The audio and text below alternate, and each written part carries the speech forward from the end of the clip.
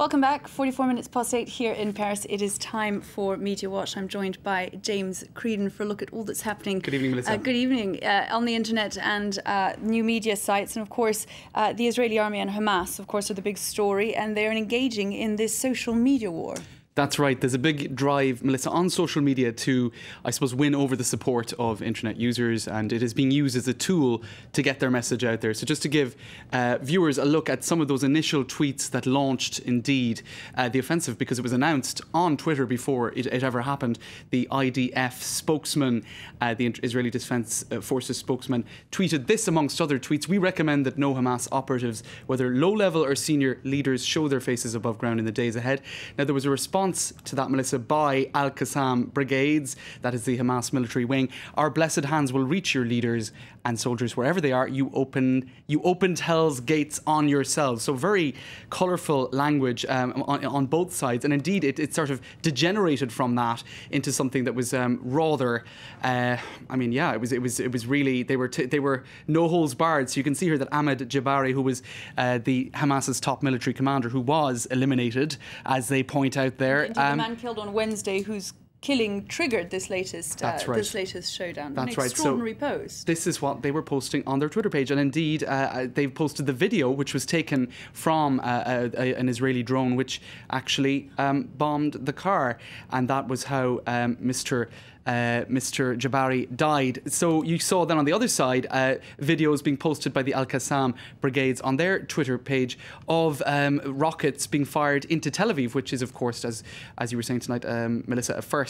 So this is the sort of thing you're seeing in social media, and an attempt also to use hashtags, which is a way on Twitter to organise messages. Pillar of defence versus Gaza under attack. So it was a bid really by both sides to control the message.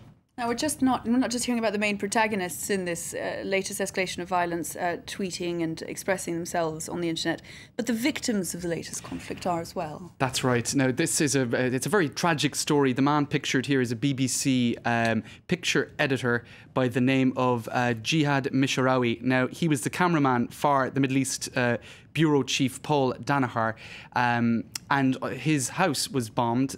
His 11-month-old child died in that attack, as well as his sister-in-law. And these pictures were on the top of the HuffingtonPost.co.uk website all day. So this story grabbed a lot of attention because it was a human drama that sort of pierced through the PR in some senses. And I think it captured an awful lot of attention. Indeed, because the Middle East Bureau Chief for the BBC tweeted this photo. I mean, how can any human being not feel for this family when you see an 11-month-old child like that?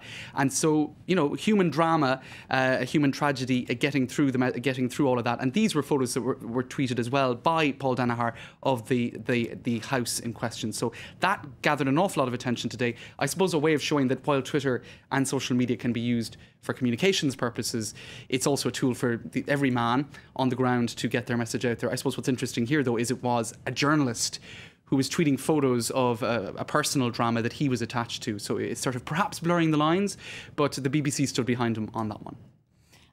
We're going to look now at other matters, less tragic, less dramatic. Yes. The front page, James, of The Economist, which says that France is a ticking time bomb at the heart of Europe, no less. That's right, and here we have that front page, the time bomb at the heart of Europe, and you see some baguettes there in the form of a sort of a dynamite, right? Even though somebody said that looks more like the Dutch flag, where they're trying to make a remark about Holland, Dutch flag. I don't know. That's perhaps taking it too far.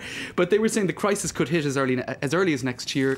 The euros, as in the currency's biggest threat, would be in fact the French economy. Very tough on François Hollande and on the left. Of course, this is nothing new from The Economist. It's it's very much in favour of the Anglo-American neoliberal political model and economic model. Accused France of being in denial during the election. That's right, and we have those front pages going back to March and April of this year. The rather dangerous Monsieur Hollande, and indeed the one you just mentioned, Melissa, France, in denial. So nothing new there. They also had this with the famous French cook, and his head in the sand. Yes, there's a Welcome theme to here. France. Look, they were being pretty irreverent, but getting their message across. I think it's worth looking at some tweets on this as well, Melissa. Next week's Economist cover goes in for round 23 of France baiting, so maybe exaggerating it. I think it's round 3 this year.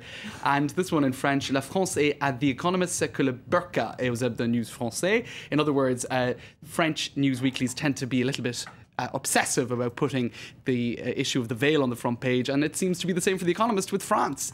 But of course, they do attack other countries too, and other leaders. That was Mr. Silvio Berlusconi getting The Economist Yes, treatment. they're pretty irreverent wherever they can be, yes. That was, yes, I think earlier this year as well. James Creedon with a very look there at the latest on the world of new media. Thank you very Thanks, much Melissa. indeed. We're going to have a look now at what is making headlines on the internet. It's time for a look at web news.